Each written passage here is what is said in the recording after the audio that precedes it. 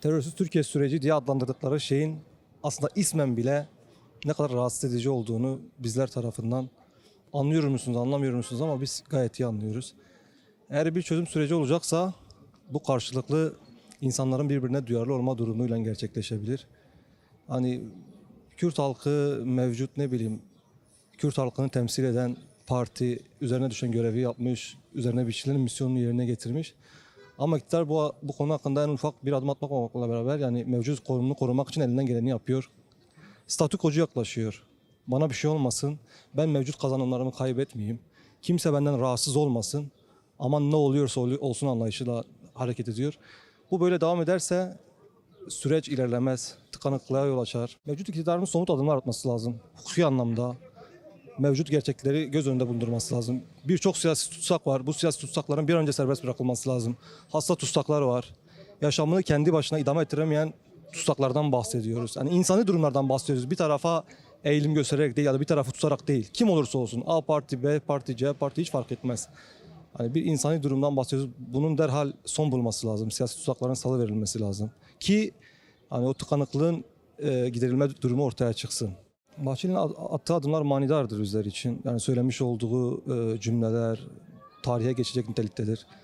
Üzerine düşen sorumluluğu yerine getirmiştir ama yani bunun iktidar tarafından ne kadar ciddiye alındığı bence tartışma konusudur. Yani insan sormalıdır kendine yani. Evet Bahçeli gereken adımı attı. Ne bileyim yani herkes tarafından hayretle karşılandı bu attığı adım. Ama bunu bir karşılık buldu mu hukuki düzende? Bulmadı yani hiçbir şekilde bulabileceği de yani tartışılıyor şu an. Bayramdan sonra düzenlemeler olacak denildi Pervin Buldan tarafından ama inan artık öyle bir aşamaya geldi ki 2 yıla yakın bir sürecin içerisindeyiz. Ben şahsım adına konuşayım hiçbir samimiyet görmüyorum. Ha olmasını istemiyor muyum? Herkesten çok istiyorum. Hani bir an önce kanlar durulsun. Bak insanlar ne kadar özgür dolaşıyor. Halinden memnunlar. Yani bu güzelliği insanların gerçek manada bertaraf etmemesi lazım, yabana atmaması lazım. İyi şeyler yapmak uğruna insanların siyasi endişelerden ya da ne bileyim yani tedirginliklerden kurtulması lazım. Yani diyorlar ya iyimser bir tedirginlikle takip ediyoruz süreci. Bundan vazgeçmeleri lazım. İstemeleri lazım yani. İstemekle ancak olabilir yani. Gerçekten istemek de olabilir yani. Mevcut konumu koruyarak değil. Ya da bir siyasi hesabın içerisine girerek değil. İstiyorsansa yapacaksın yani bu kadar net.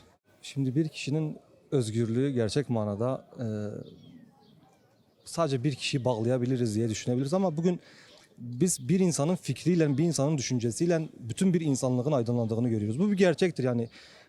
Evet bazı misyonlar, bazı şahıslar ön plana çıkarılmak isteniyor.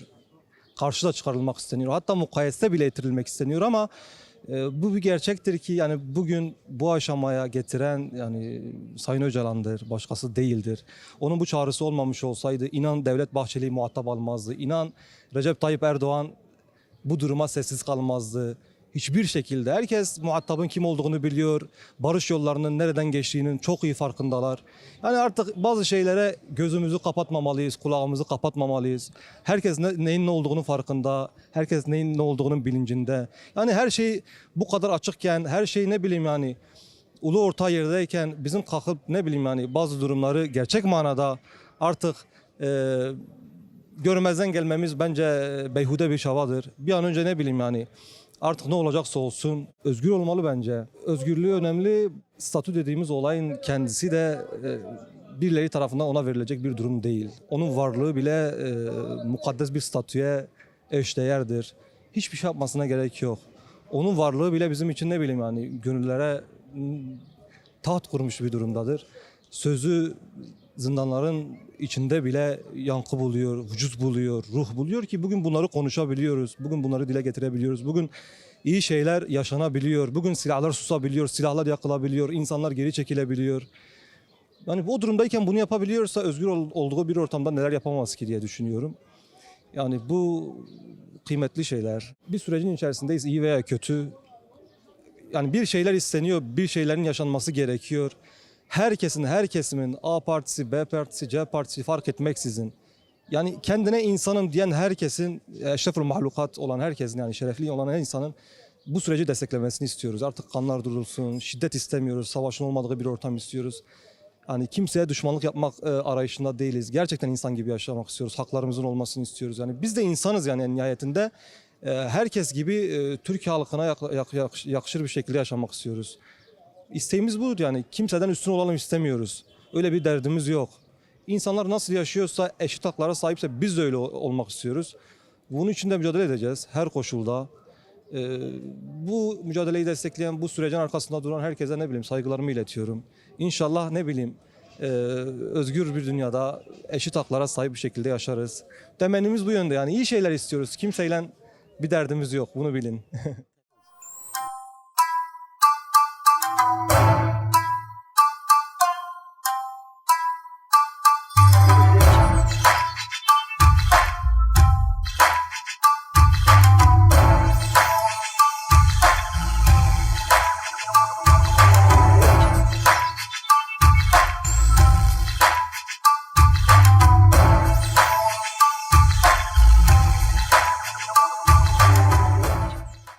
Yani tabii uzun süreye yayıldığı için her türlü tehlikeyi barındırıyor. Her türlü provokasyonlara açık kapı bırakıyor. Yani ilk başlarda büyük umut vardı. Bir an evvel herkesin beklentisi öyleydi. İktidarın da aslında eğilimi öyleydi. Ama nedense süreç ağırdan almaya başlanıyor. Bölgesel dengeler İran savaşı etkiledi mi? Onu tam kestirebilmiş değilim. Ancak bu gidişat umutları gittikçe daha da azaltıyor, düşürüyor. Yani iktidarın aslında atacağı adımlar çok zor değil kendisi açısından.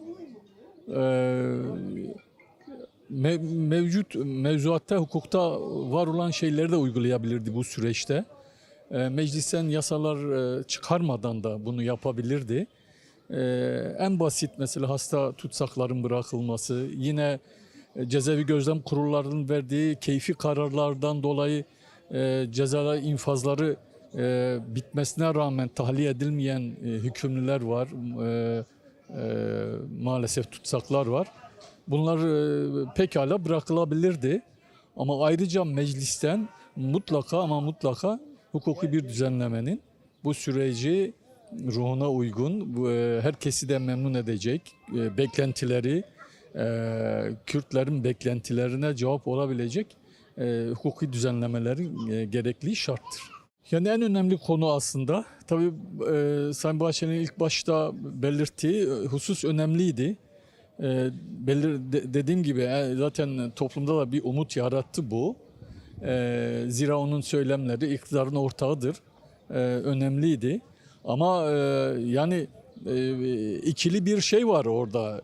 Nedense iktidar kanadı, AKP kanadı bu işi ağırdan alıyor. Bahçeli başka şey söylüyor. Fakat iktidar adım atmada çok imtina ediyor, çok ağır davranıyor. Sayın Öcalan'a statü verilmesi bu işin olmazsa olmazıdır. Tabii ki hem süreci daha Kürt cephesinde bir kabul görmesini kolaylaştırır.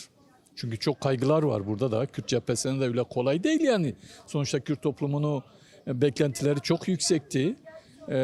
Dolayısıyla bu bence önemli mesela şeyler de verildi yani fedakarlıklar, tavizler anlamında.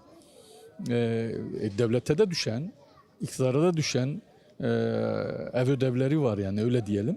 Bunlar yerine getirilmedi maalesef. Bunların bir an evvel yerine getirilmesi lazım. Çünkü Kürt toplumunun beklentisi bu yöndedir. Bu çok önemlidir, rahatlatır. Kürtlerin esas beklentisi budur zaten. Tabii ki sağlamadır, kuşkusuz yani. Bu bütün Kürtlerin beklentisidir.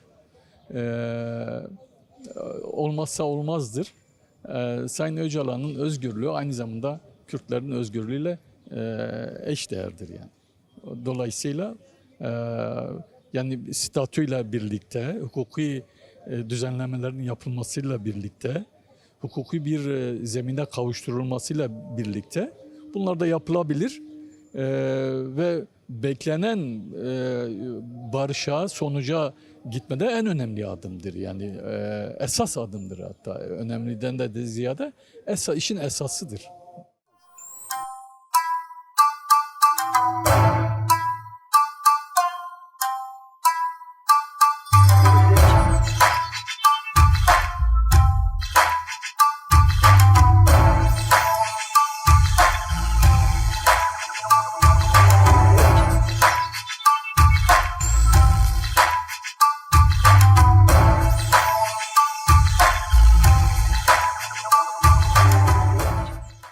Hatırlarsınız, Kürtleri kabul etmiyorlardı. Kürt yoktu, Kart Kurt'tu.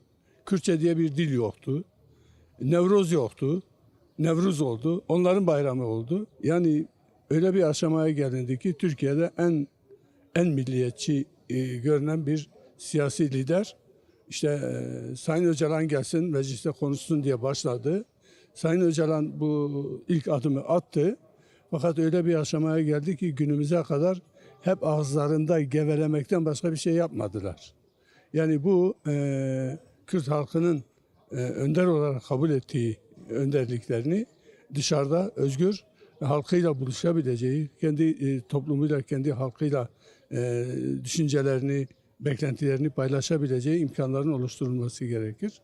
Çok daha oyalamanın bir anlamı yok, bir yere götürmeyecek.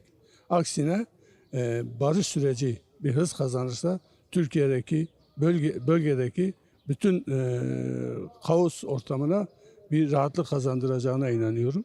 Bunun dışında Türkiye zaman geçirmeden adım atmalı. Bu konuda yasal düzenlemeler ne gerekiyorsa onları yapmalı. Çünkü hala Kürtlerin bir kimliği yok. Hala işte ağızlarında gevelemekten başka bir şey yapmıyorlar. Her şeye rağmen Kürtler kendi kültürüne, tarihine, diline sahip çıkma yönünde bir çaba içerisinde, bir mücadele yürütüyor. Bu böyle devam edecek. Ama böyle oyalamakla da bu işler gitmez. Kürt halkının önderini yasal bir statüyle özgür kendini ifade edebileceği ortamları hazırlamalı. Yani ayda bir, 2 ayda bir gidip görüşmelerle bilmem şununla bununla oyalamayla bir sonuca varılmıyor. Bu artık biliniyor. Kimler engelliyor? Niçin engelliyorlar? Yani bunlar da belli. Türkiye'de refahın gelişmesini, sosyal yaşamın gelişmesini, ekonomik durumun iyileşmesini istiyorlarsa bir an önce adım atılmalı ki Türkiye rahat bir nefes alsın. Ama kaos ortamına sürüklemekten başka bir şey yaptıkları yok. Onun için ilk başta statü belirlenmeli. Kürt halkının önderi rahatlıkla kendi halkıyla, kamuoyuyla buluşabileceği ortamlar yaratılmalı ki halk gerçek düşünceyi, gerçek sürece önderlik eden insanı yakından tanıyabilmeli ki bu konuda halk, toplum, Orta Doğu rahat bir nefes alabilmeli. Yoksa böyle ağızlarında gevelemekle bu işler gitmiyor. Umarım dağ fare doğurmaz. Ama şu anda işte komisyonlar kuruldu, görüşmeler yapıldı, tartışmalar yürütüldü. Şimdi gündemin ortasına getirdiler, CHP'yi oturttular. Yani gündemi değiştirmekle bu işler çözülmeyecek. Eğer Türkiye'nin Orta Doğu'nun rahatlamasını istiyorsak bu konuda acilen Kürt halkının önderini özgürce kendini ifade edebileceği bir ortam yaratmaları gerekiyor. Bunun dışında başka çare yok. Eskiden bizler insanlarla karşılaştığımızda bir elle sıkışırdık, böyle bir sinerji oluşurdu böyle tokalaştığımız zaman. Şimdi bunlar gitti. Yerine cep telefonları çıktı. İşte mesajlarla yapmaya çalışıyorlar. Bununla değil.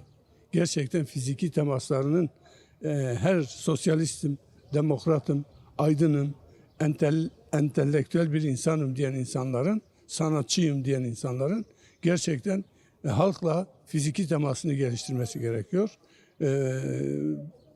Türkiye'deki var olan sorunların çözümü için sunulan o reçetenin hayata geçirilmesi için çaba içerisinde olmaları gerekir. Yoksa sosyal medyadaki mesajlarla kısa mesajlarla olacak şey değil. Fiziki temas gerekiyor.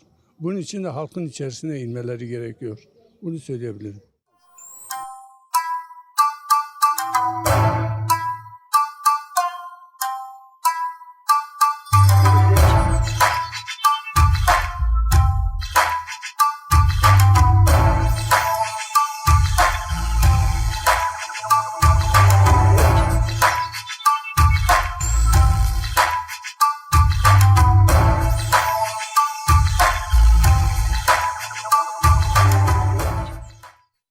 Önderlik kimsenin yapamayacağını, örneğin bir PKK'nın feshedilmesini Sayın Abdullah Öcalan'ın haricinde kimse feshedemezdi. Böyle büyük bir fedakarlık yapamazdı. Sözünü yerine getirdi. Devlet Bahçeli, Sayın Devlet Bahçeli de dedi umut hakkını biz istiyoruz Sayın Abdullah Öcalan'da. Hiçbiri sözünü getirmiyor. Özellikle Orta Doğu'daki gelişmelere bakarak oyalamaya çalışıyorlar.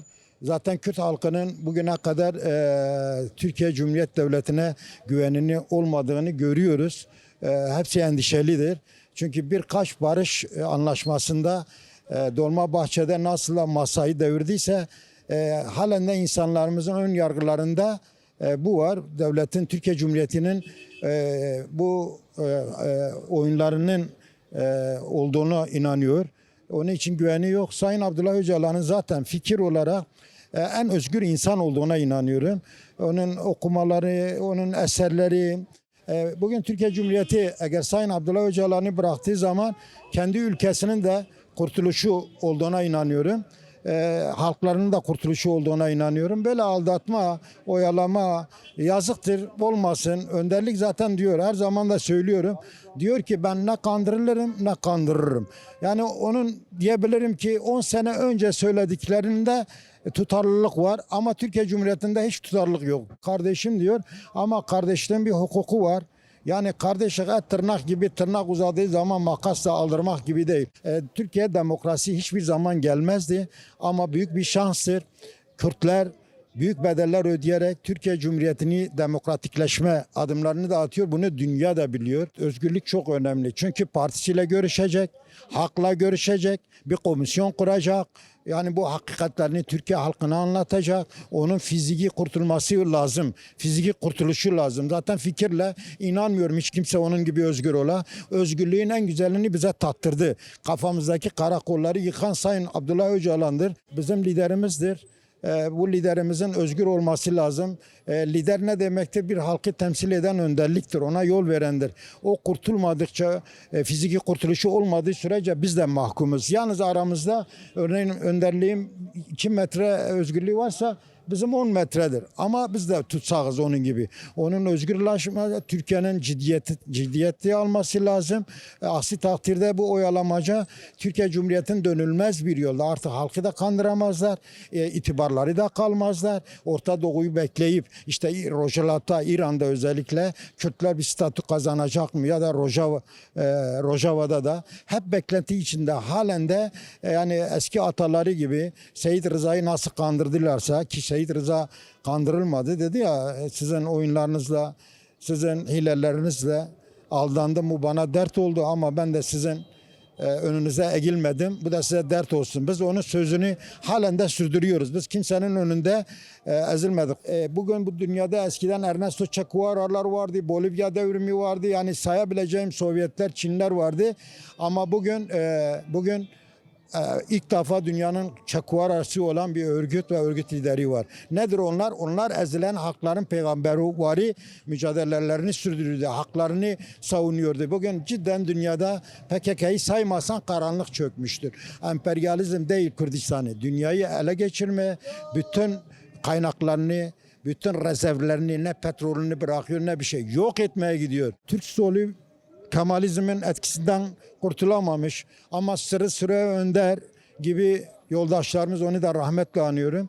Onlar gerçekten de örneğin Haki Kareller, Kemal Pirler Türk halkının yani aydın yüzleriydi, onurlu yüzleriydi. Hüseyin Cevahir, Hikmet Kıvılcımlı, sana diyeyim İbrahim Kaypakkaya genç yaşta 24 yaşında Kürtlerin geleceğini tayin etme hakkının olduğunu söyledi. Bunlara da saygıyla anıyorum. Böyle bir Türkiye aydınlarını, sosyalistlerini görmek istiyorum. Onun ardılları takip etmeli ve Kürt sorununa Kürdistan'ın özgürlük mücadelesi denizlerin, mahirlerin, Türkiye sosyalistlerin mirasını getirdi. Layıkıyla da yerine getirmektedir. Bununla da gurur duyuyorum. Tepkilerini vermeli. Barış yalnız bizim için değil. Belki bizim Kürdistan'da bombalar yağarken Türkiye'de zamlar olarak gelecek. Hepimiz bundan maddi manevi büyük zarar göreceğiz. En güzeli biz onurlu bir barış istiyoruz. Ve bu barışın ismini de koyuyoruz. Beraber yaşamak, entegrasyon, demokratik entegrasyon, kölelik, asimile yetirmek değildir yani. Onu istiyoruz yani. Ben onunla gurur diyorum. Bizim cidden en büyük reçetedir. Bir hasta var. Bizim de panzehirimiz demokratikleşmedir. Yani kadın özgürlükçü her zaman diyoruz. Yani bu parti insanlığın bir kurtuluşudur. Türkiye'de de bunun önemini bilmeleri gerek. İşi ciddiye almaları gerek. Böyle eskisi zihniyetini kafalarındaki Kemalizm karakollarını yıkılmalı, tek millet, tek devlet dememeleri gerek. Çoğulculuk, etnik yapısı var. O bizim kurtuluşumuzdur. Yok tek başına kurtuluş. Ya hep beraber ya hiç.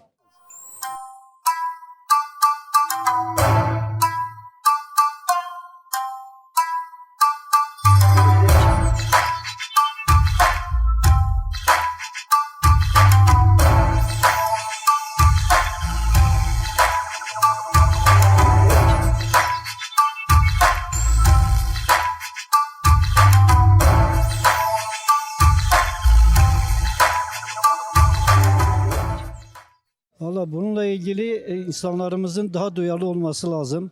Bu işin üzerine daha duyarlılıkla gitmeleri lazım. Çünkü bu iş devlet adım atmak istemiyor. Yani insanlar bunu söke söke almalı. Devlet üzerinde bir baskı unsuru oluşturulursa daha erken çözüme kavuşur. Yani öncelikle bu dağdaki insanların silah bırakması için bir yasal çerçevenin çizilmesi lazım. Yani yasal bir düzenleme olmasa dağdaki insanlar silahı bıraktıktan sonra önünü görmediği için kilitlenmiş durumda süreç şu anda. Sayın Öcalan özgür olmadan zaten bu süreç ilerlemez. Öcalan özgür olacak, özgür şartlarda çalışmalarını yapacak, örgütünü de toparlayıp onların silah bırakması aşamasında onlara daha fazla onların üzerinde daha fazla etki sahibi olacak. Valla Öcalan özgür olursa Türkiye uçar. Yani şu anda ekonomi biliyorsunuz çok kötü durumda. Geçmiş yıllarda bütün ülkenin geliri hep bu savaşa, dağlara bomba olup yağdı. Ama bu barış süreci gerçekleşirse, Öcalan çıkarsa ülkemiz gerçekten önü açılır ve büyük bir gelişme olur. İnsanlarımız biraz umutsuzluğa kapılmış durumdalar şu anda. İşte sürecin bir aldatmacı olduğunu düşünüyor herkes. Ama bu şeye kapılmasınlar. İnsanlar elinden geleni yapmalı, bir araya gelmeli. Bütün insanlar birlik beraberlik içinde bir araya gelerek taleplerini açıkça dile getirmelidir. Böyle bir şey olursa devlet de adım atar. İçinde bulunduğumuz koşullarda sürece inanan ve inanmayan diye şu anda iki grup oluşmuş durumda ne yazık ki. Karşıt bir grup var. Süreç gelişmesin, oluşmasın. Barca yönelik mutlaka bir engel çıkaralım diye bir sistem söz konusu. Öbür taraftan da gerçekten Kürt Hareketi, Özgürlük Hareketi ile devletin belli bir kesimi barışın sürekli anlamda yoğun bir çalışma içerisinde. Biz de buna inanıyoruz. Yani 1,5 yıl önce atılan ilk perspektifle beraber 27 Şubat'tan bahsediyorum. Bunun sonuca kadar gidebileceğini, barışın o kadar kolay olmadığını, savaştan daha zor olduğunu, bunun için de zaman ve sabır gerektiğini düşünüyorum. Bunun için de bu sürecin barışçıl anlamda süreç içerisinde gelişebileceğini, oluşabileceğini düşünüyorum. Şimdi öncelikle halkın beklentisi var. Şu anda büyük bir suskunluk ama beklenti söz konusu.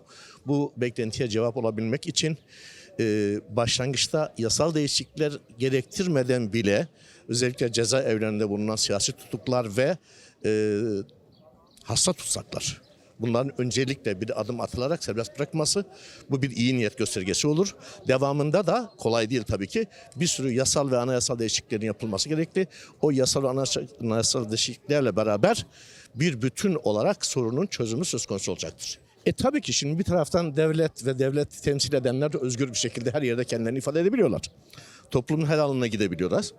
Öbür taraftan Sayın Öcalan hala dört köşe bir duvar odanın içerisinde, hala tehcir durumda, hatta öyle diyebiliriz bunun adına. Böyle bir koşulda bir insanın barışı savunması ve bu kadar çok üretken olması olağanüstü bir olay. Onun da mutlaka statüsünün bir an önce değişmesi, özgür, rahat yaşayabilir ve üretebilir duruma gelmesi için ona gereken statünün tanınması gerekli ve zorunlu hatta. Emin olun kuşkusuz bir an önce özgür olmalı, özgür olması gerekli. Çünkü şu anda barışın yegane elçisi ve barış tutkunu bir insan. Öbür taraftan da halkın beklentisi, demin başlangıçta dediğim gibi, iki taraflı bir bölünme söz konusu, iki kutuplu bir bölünme söz konusu, ama gerçek şu ki halk süreç içerisinde barışın tadına vardıkça her şeye alışacaktır. Bunu da Sayın Öcalan sayesinde başaracağız diye düşünüyorum. Tabii bu toplumsal bir sorun, yüzyılların sorunu hatta. Bu sorunun çözümlenebilmesi için toplumun her katmanındaki insanların barış içerisinde birbirlerine yaklaşımları söz konusu. Burada da en büyük görev Türkiye demokrasisinin demokratları, sol ve sosyalist yapılar, sivil toplum örgütleri bir bütün olarak bu sürece hız kazandırmak, sinerji kazandırmak adına enerji sarf ederlerse süreç çok daha kısa sürede başarılı olur ve gelecekte barış içerisinde yaşanabilir bir Türkiye herkesin özlemi, o da sanırım gerçekleşir.